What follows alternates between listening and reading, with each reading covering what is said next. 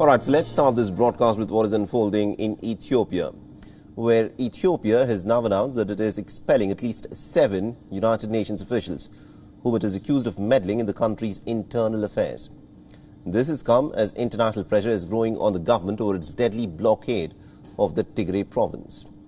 The United Nations has also expressed its displeasure at the expulsion of 7 of its senior officials. Now, United Nations Secretary General Antonio Guterres has said that he was shocked by the expulsion announcement.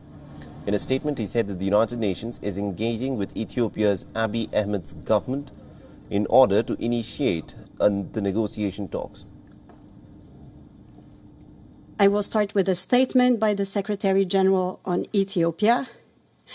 I was shocked by the information that the government of Ethiopia has declared 7 UN officials, including senior UN humanitarian officials, as persona non grata. All UN humanitarian operations are guided by the core principles of humanity, impartiality, neutrality, and independence. In Ethiopia, the UN is delivering life-saving aid, including food, medicine, water, and sanitation supplies to people in desperate need.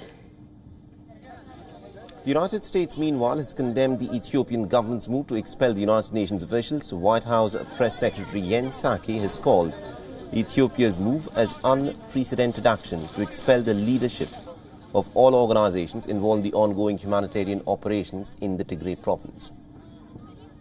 The U.S. government condemns in the strongest possible terms the government of Ethiopia's unprecedented action to expel the leadership of all of the United Nations organizations involved in ongoing humanitarian operations.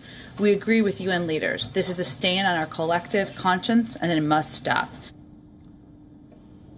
The expulsions have come just 2 days after the United Nations chief Martin Griffiths had warned hundreds of thousands of people in the northern region of Tigray were likely experiencing famine due to a government blockade of aid.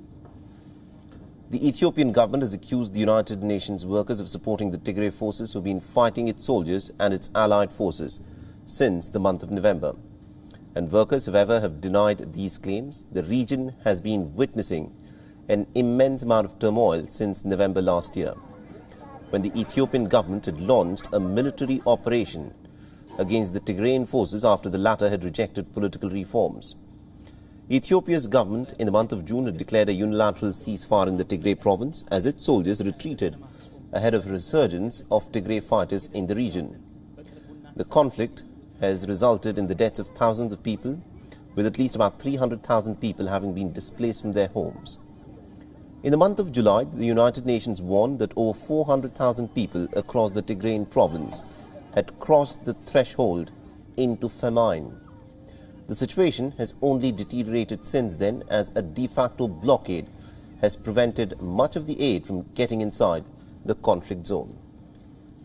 WION is now available in your country. Download the app now and get all the news on the move.